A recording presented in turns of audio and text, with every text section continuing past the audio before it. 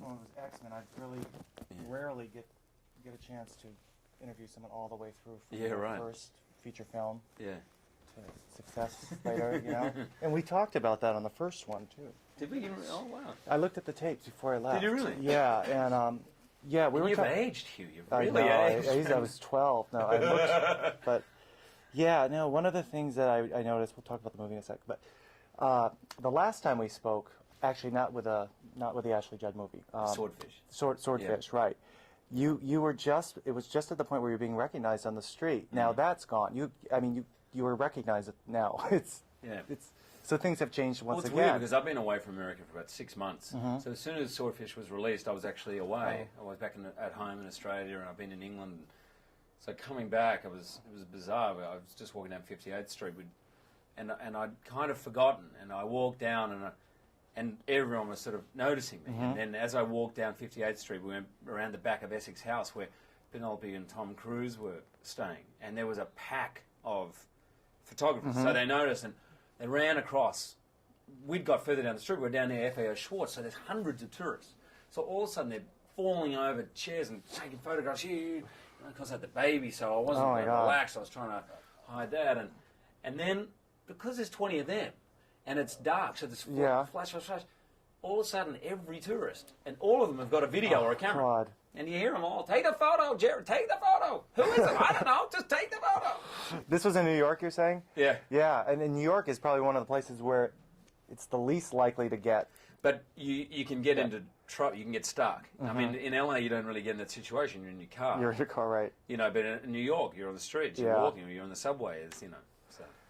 How did this project come your way?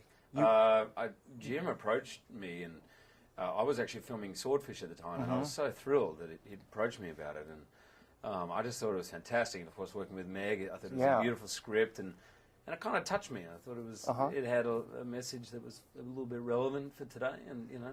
Well, it's your second romantic comedy, and now though you've been working with some great people, John Travolta, then Ashley Judd, then you know Greg Kinnear. Yes.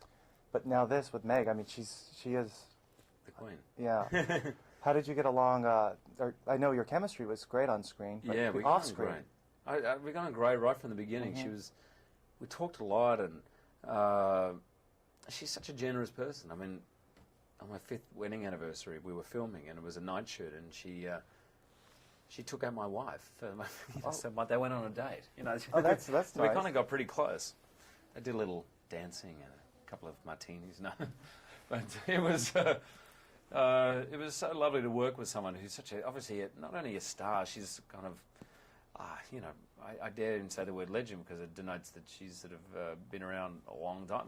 But she's a superstar. She's one of the biggest film actresses. But one of the most down-to-earth people I've ever met. I turned up on set with a little tray of sushi that I bought from a supermarket, you know, eating. And she goes, "Where'd you get the sushi?" And I said, "Oh, I just got my driver to whip up and get me some because there was no food where we were rehearsing. There was no shops or anything. Really? We were down at the studio, which is in the middle of nowhere." And she said, "You just asked your driver to go and get your sushi?" I said, "Yeah." She said, "Can you do that?" Oh, you're kidding me. I said, "Meg, you're a superstar. You can ask him to go to Japan itself and pick it up, you know." So anyway, she says, "Yeah, I've got to remember those perks. I've got to remember all that stuff." We've been wrapped already. God, these things go so quick. Damn. Which is, thank you. Congratulations. Thanks, man. And I'll see you on the next one. Maybe X-Men 2.